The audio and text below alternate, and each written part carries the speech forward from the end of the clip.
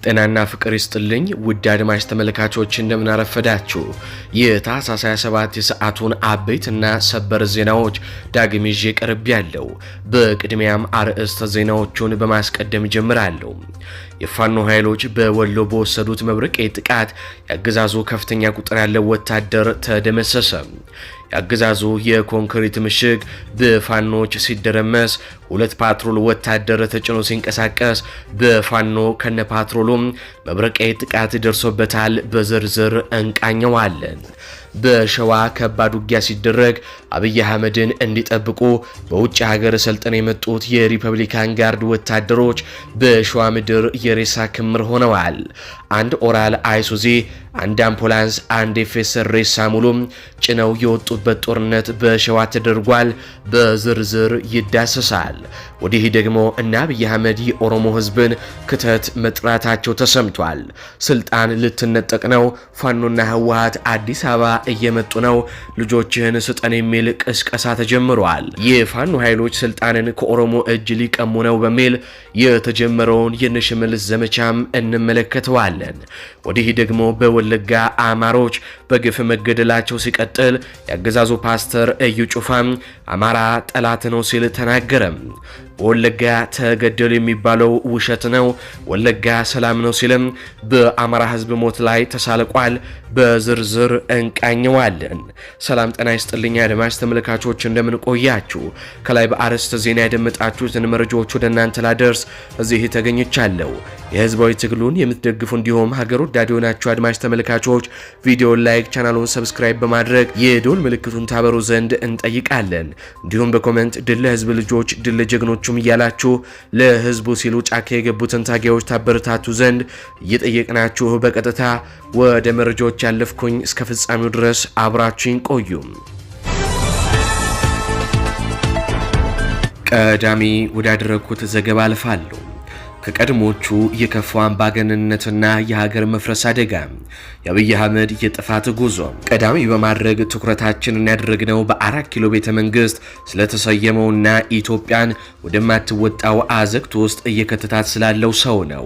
አብይ አህመድ ብዙዎች የለውጥ ሐዋርያ ብለው የተቀበሉት ኖቤል ተሸልሞ የሰላም አባት የተባለው ሰው ዛሬ ላይ እውነታው ሲገለጥ ግን ከቀድሞቹ የኢትዮጵያ አምባገነኖች ሁሉ የከፋም በደም የተጨማለቀና ሀገርን የማፍረስ ተልእኮም የያዘ መሆኑን ጊዜም እያረጋገጠ ነው።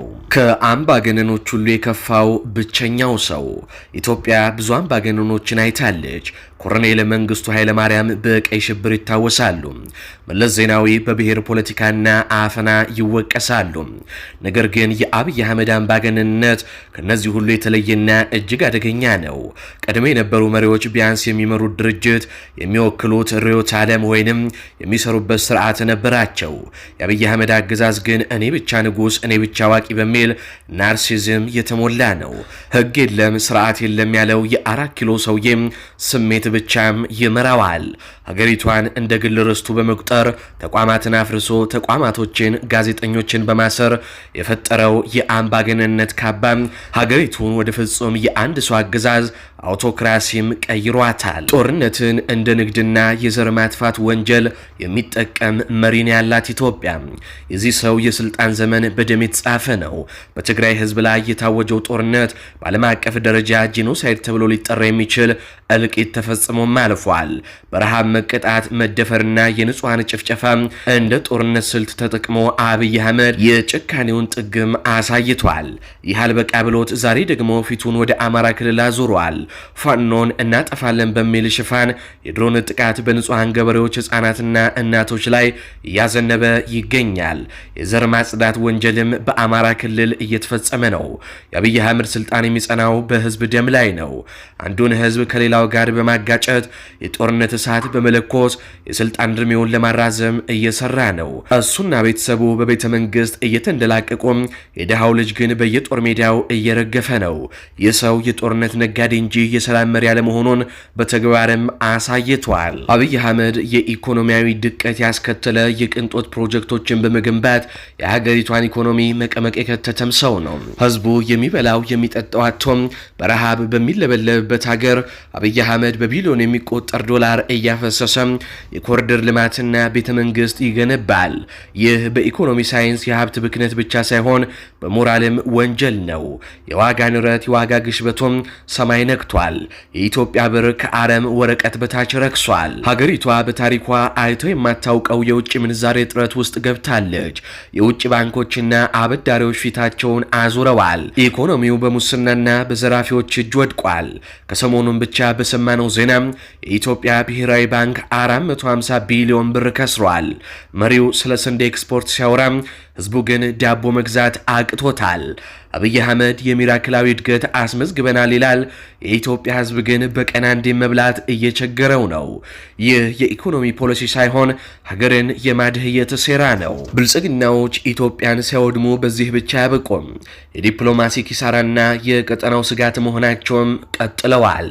አብይ አህመድ በውጭ ግንኙነትም ቢሆን ደካማና አቋም የሌለው መሪ ነው። ከኤርትራ ጋር የነበረውን የሰላም ስምምነት ወደ ጠላትነት ቀይሮታል። ከሱዳን ጋር በገባው ሰጣ ገባም የሱዳን ጦር የኢትዮጵያን መሬት ወሯል።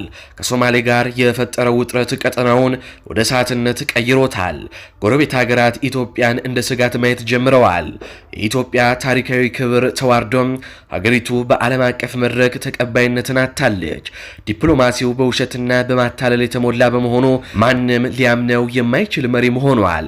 በአጠቃላይ አብይ አህመድ ኢትዮጵያን እየመራት ሳይሆን እየናዳት ይገኛል። እንደ ሚዲያችን መረጃዎችና ትንታኔዎች እንደሚያሳዩት ይህ ሰው ሀገሪቷን ወደማትወጣው የእርስ በርስ ጦርነትና የኢኮኖሚ ውድቀት ውስጥ ከቷታል።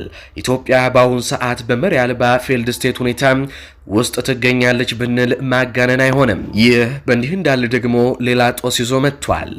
በኦሮሚያ በበርካታ አካባቢዎች ፋኖና ህወሓት ተጣምረው የኦሮሞን መንግስት ሊገለብጡ ነው፣ ልጆቻቸውን ለውትድርና ላኩ የሚል ዘመቻ መጀመሩ ተነገረ።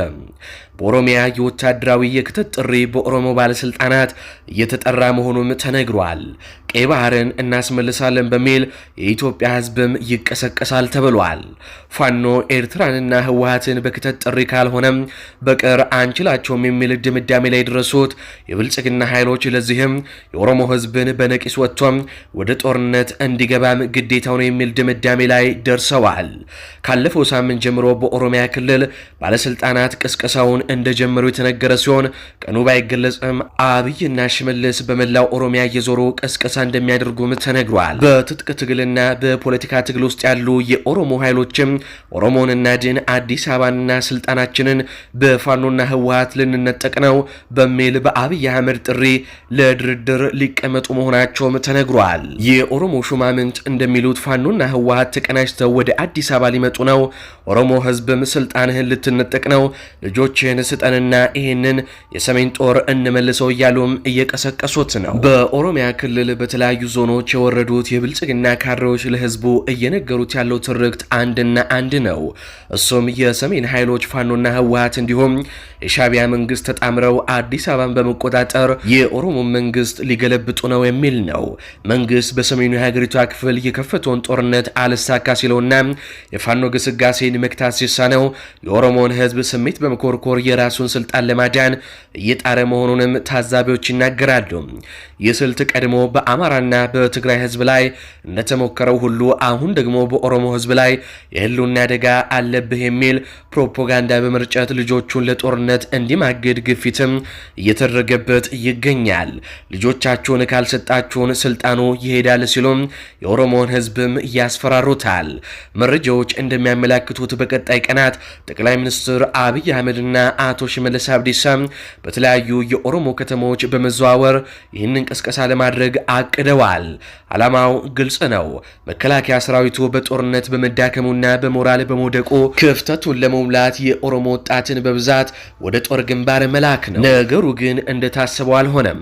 በበርካታ የኦሮሚያ አካባቢዎች የተሰበሰበው ህዝብ ለአብይ አህመድ ተላላኪዎች የሰጠው ምላሽ እጅግ አስደንጋጭ ሆኖባቸዋል። እናቶችና አባቶች ከዚህ በፊት የወሰዳቸዋቸውን ልጆቻችንን የት እንዳሉ እንኳን ሳናውቅ በህይወት ይኑሩ ይሙቱ ሳይነገረን አሁን ሌላ ልጅ የምንሰጠው ለምንድን ነው በማለት ጥያቄውን ውድቅ አድርገውታል።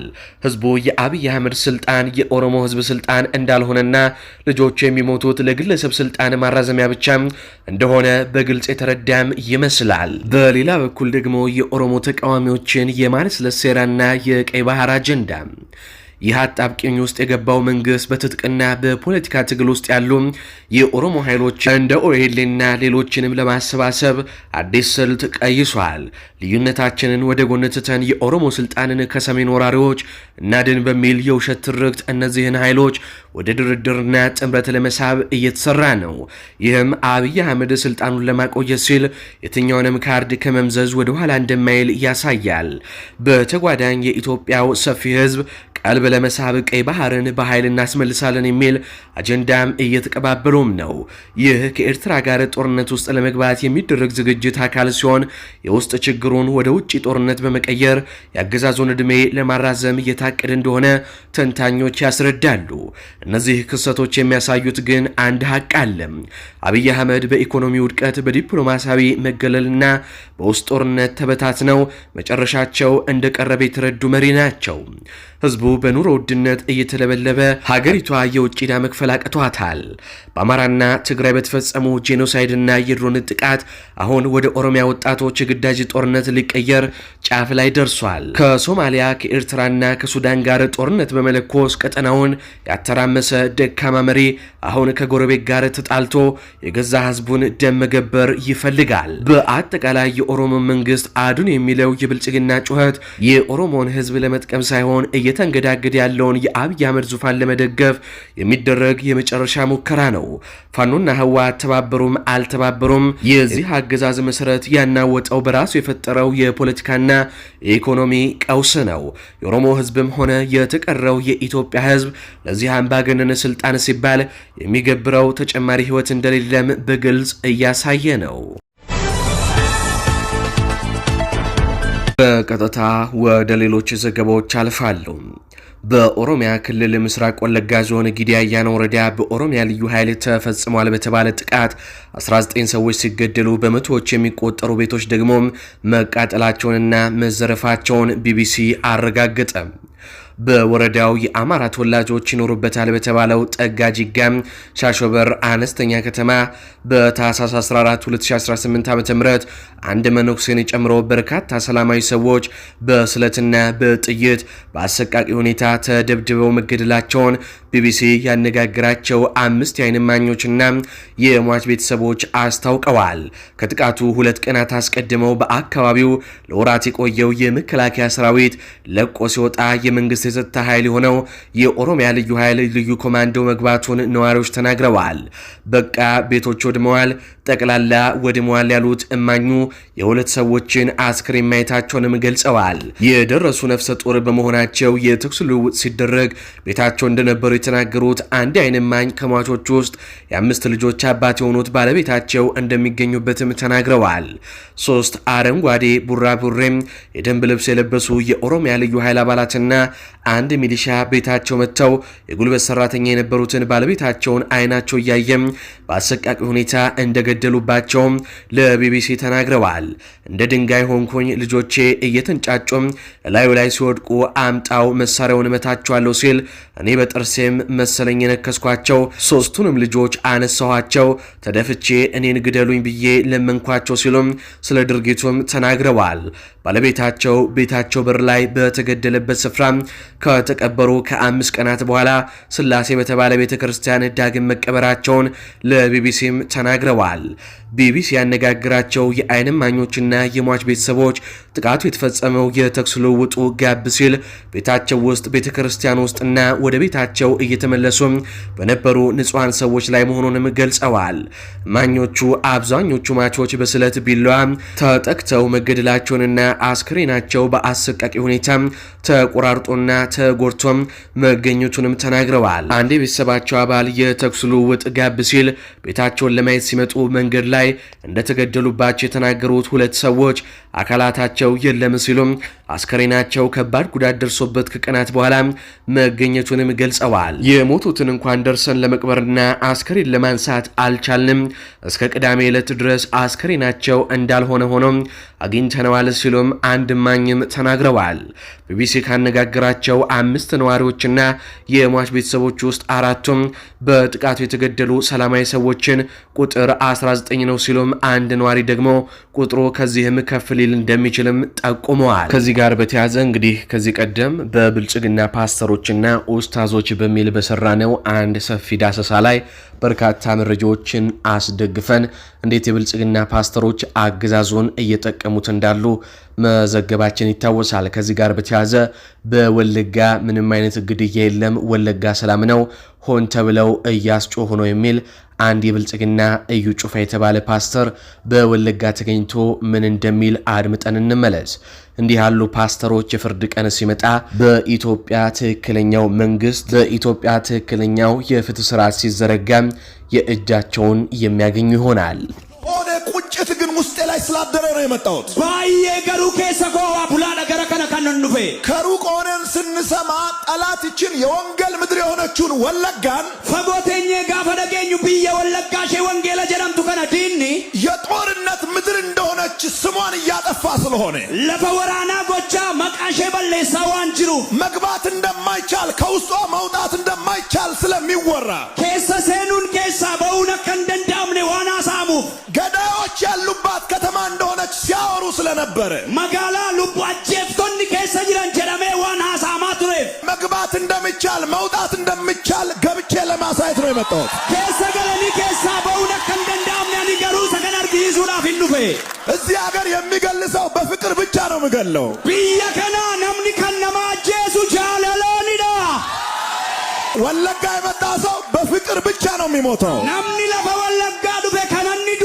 ጃለላንዱ ዋዳ ትናንትና በእግሬ እየተመላለስኩ ነበር። በጣም ተመችቶኝ ከሌሰ ሚለኮዳን ቢየነጋ ሰበበተፍ ከሰደደ ቢያንቱሬ ወለጋ አይነት ሰላም ያለበት ከተማ አላየሁም። በአሁኑ ሰዓት አከ ወለጋ ቢይነጋን ከሰ ጅሩ አቀመማት ይደርግነ ደግሞ ዛሬ ብቻ አይደለም፣ በዚህ ዓመት በድጋሚ ልንመጣ እንችላለን። አረዱዋ ሞቢቲ ደበለ ዱፉ ደንደኛ በቀጥታ ከአማራ ክልል ወደ ተገኙ ሰበር የጦር ግንባር መረጃዎች አልፋሉ። የአማራ ፋኖ ብሔራዊ ኃይል አፋብኃ ምስራቅ አማራ ቀጠና ሚኒሊክ እዝ ንጉስ ሚካኤል አሊኮር ሰራዊት በተለያዩ ግንባሮች ድል አስመዘገበ። በአማራ ሳይንት ግንባር የአማራ ሳይንት መቅደላ ክፍለ ጦር ታቦር ተራራ ብርጌድ በትላንትናው ዕለት ለዛሬ አጥቢያ ወደ ሳይንት አጅባር ከተማ በመግባት የብልጽግና ካምፕ ላይ ድንገተኛ ጥቃት በመፈጸም ድል ተጎናጽፏል። በተለምዶ ነሆር ሜዳ ተብሎ በሚጠራው ስፍራ ላይ የሚገኘው የብልጽግና ካምፕን በመጠጋት በተከታታይ ቦምብ በመጣል የብልጽግናን ኃይል በታትነው በጨበጣ ውጊያ ቀሪውን እየተከታተሉ መደምሰስ የቻሉት የታቦር ተራራ ብርጌድ አናብስቶች ሌሊቱን ታሪክ ሰርተው አድረዋል። በሌሊቱ ኦፕሬሽን የብልጽግና ካምፕ ሙሉ በሙሉ ወድሟል። በርካታ አባላቶቹ ሙትና ቁስለኛም ሆነዋል። ቁጥራቸው ቀላል የማይባሉ የብልጽግና ኃይል አባላት ወደ ሳይንት አጅባር የመጀመሪያ ደረጃ ሆስፒታል መግባታቸውም ተረጋግጧል። በተያያዘ መረጃ በለጋምቦ ግንባር የሳጅን አደማሊ አባናዶ ክፍለ ጦር 3ኛ አህመድ አቅስታ ሻለቃም ለጋምቦ ወረዳ ውስጥ ገነት የከተማ አቅራቢያ በጣለው ደፈጣ በብልጽግና ላይ ከፍተኛ ሰብአዊና ቁሳዊ ጉዳት አድርሷል። በተሽከርካሪ ተጭኖ ሲጓዝ የነበረው የብልጽግና ኃይል በተጣለበት ደፈጣ ክፉኛ የተመታ ሲሆን የሰሜን ምስራቅ እዝ 801ኛ ኮር 45ኛ ክፍለ ጦር ሰራዊት የአማራ አድማ በተና ፖሊስና የደቡብ ወሎ ዞን ፓራ ኮማንዶዎች በጋራ በመንቀሳቀስ ከ3 ቀበሌዎች ህዝብ የመሬት ግብር ለመሰብሰብ አስበው ለግዳጅ ሲንቀሳቀሱም በተፈጸመባቸው የደፈጣ ጥቃት በርካቶች ሙትና በርካቶች ቁስለኛ ሲሆኑ ቁስለኛና ሙታቸውን ጥለው ሲፈረጥጡ የተወሰኑት ደግሞ ገደል መግባታቸውም ተረጋግጧል። የሟቾችና ቁስለኛ ቁጥር እስካሁን ሳይደርሰን ቢቀርም እጅግ በርካቶች መሆናቸው ነው የተገለጸው። በሌላ የአውደ ውጊያ መረጃ ደግሞ በመሃል ሳይንት ግንባር የአማራ ሳይንት መቅደላ ክፍለ ጦር ክንፍ የሆነው አትሮንስ ሬስፖንስ ብርጌድ ደንሳ ከተማ አቅራቢያ ድድቻ የተባለ ቦታ ላይ ድል አስመዝግበዋል። በሁለት ፓትሮል ተጭኖ ሲጓዝ የነበረ የብልጽግና ኃይልን መብረቃዊ ጥቃት ፈጽመውበት አፈርደቼም አብልተውታል። ከፓትሮሉ ውስጥ ከነበሩት የብልጽግና ኃይል አባላት የተረፈ እንደሌለ ነው የውስጥ ወታደራዊ ምንጮች የጠቆሙ። ሁለቱም የብልጽግና ፓትሮሎችም ሙሉ በሙሉ መውደማቸውም ተረጋግጧል። ከወሎ ስንወጣ ከወደ ሸዋ ወደ ተሰሙ የጦር ግንባር መረጃዎች እናልፋለን። የአማራ ፋኖ ብሔራዊ ኃይል ደቡብ አማራ ቀጠና ሳምነው እዝ ከሰምኮር ነበልባለ ክፍለ ጦር በብልጽግና ላይ ከፍተኛ ድልን ተቀናጀ። አፋባሃ ደቡብ አማራ ቀጠና ሳምነው እዝ ከሰምኮር ነበልባለ ክፍለ ጦር በትላንትናው ዕለት ከሌሊቱ 11 ሰዓት አካባቢ የፋኖ አባላቶችን በሌሊት ለመክበብ የተንቀሳቀሰውን የብልጽግናን ኃይል ያላሰበውን ኪሳራ ውርደት ተከናንቦ እንዲመለስ አድርጎታል። በቀን ውጊያ አልሳካለት ያለውና ዘወትር የሰራዊቱን አባላት በየተራራውና በየሸለቆው በፋኖች ጥይት እየተራገፈበት የተማረረው የ5ኛ ሪፐብሊካን ልዩ ኮማንዶ በማለት የሚጠራው ኃይል የአብይ አህመድ ወንበር አስጠባቂ ጉጀሌ ሰራዊት ውጤት እናገኝበታለን ያሉትን የማታ ጉዞም ወደ ፋኖች ቢያደርግም በጀኔራል ተፈራ ማሞ ብርጌድ በሁለተኛ ናደው ሻለቃ በሬደሩ በተባለ አካባቢ 11 ሰዓት ላይ በተወሰደበት መብረቄ ጥቃት ከፍተኛ የሆነ የሰው ኃይሉን ሙትና ቁስለኛ ያደረጉት ሲሆን በተመሳሳይ ሰዓት በር በተባለ አካባቢ የተንቀሳቀሰውን የብልጽግና ኃይል በመቶ አለቃ አበበው ብርጌድ በሁለተኛ መብረቁ ሻለቃ በተወሰደበት ጠንካራ ምት አብዛኛው ከፊት የገባው ቁጥሩ በውል የማይታወቅ የአገዛዙ በርካታ ኃይል እስከ ወዲያኛውም ተሸኝቶበታል። ይህንን ተከትሎ የብልጽግና ኃይል አንድ ሙሉ ኦራል ተሽከርካሪ ሞትና ቁስለኛ በግምት የማይታወቅ ከፍተኛ ቁስለኛውን በአምቡላንስና በኦራል እንዲሁም በአይሱዚ መኪናዎች ጭኖ በምንጃር ሸንኮራ አረርቲ ከተማ መግባቱን እማኞች ገልጸዋል። በዚህ ጥቃት ከፍተኛ የሰው ኃይል በመጠቃቱ ብስጭት ውስጥ የገባው የአገዛዙ ሰራዊት በየካምፑ ያለውን ኃይል ይዞ በመውጣት ከጧቱ 2:25 ላይ አማልዩ በተባለ አካባቢ ጥቃት ለማድረስ ቢሞክርም በነበልባሎቹ መብረቁ ሻለቃ በተወሰደበት ስቦ ማጥቃት ተደናግጦም ሙትና ቁስለኛውን በአይሱዚና በአምቡላንስ ሰብስቦ ለመመለስ ተገዷል። ይህ በእንዲህ እንዳለ የግፈኛው አብይ አህመድ ሰራዊት የነበልባሎቹን ፋኖች ክንድ መቋቋም ሲያቅተው ወደ መጣበት ምንጃር ሸንኮራ ወረዳ አረርቲ ከተማ ሲመለስ የቡድን መሳሪያ ማርክ ያለው የነፍስ ወከፍ መሳሪያዎችን ማርክ ያለው እንዲሁም ብዙ የፋኖ ኃይሎችን ደምስሻለሁ በማለት ማህበረሰቡ ላይ የሐሰት ፕሮፓጋንዳ እየነዛ እንደሚገኝ ምንጮቻችን ጠቁመዋል ሲሉ የአፋባሃ ደቡብ አማራ ቀጠና ሳምነው እዝ ከሰምኮር ሪፖርተር አርበኛ ጋዜጠኛ ይታገሱ ሰይፉ መረጃውን አድርሰውናል። አድማጭ ተመልካቾቻችን ፕሮግራማችንን ከመዝጋታችን በፊት አንድ ነገር መናገር እንፈልጋለን። ቀደም ብለን ያስመለከትናችሁን የእዩ ጩፋን ቪዲዮ ተመልክታችሁታል።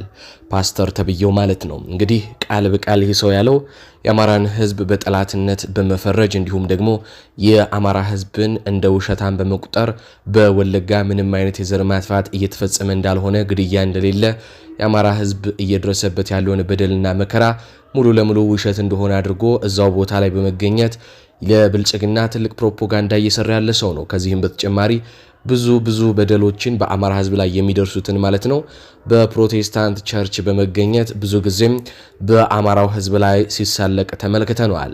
እንግዲህ እኔ በዚህ ሰው ላይ አልፈርድም። እኔ የምፈርደው በፋኖ ኃይሎች ላይ ነው። ምክንያቱም በየጊዜው ለኛ ሚዲያ ለህዝቡም ዛሬ ነገ አንድነት ፈጠርን፣ ዛሬ ነገ አንድ ሆነን እያሉ በርካታ መረጃዎችን ይልኩልናል። ነገር ግን ታጥቦ ጭቃ ሁልጊዜም ተመሳሳይ ነገሮችን እንሰማለን።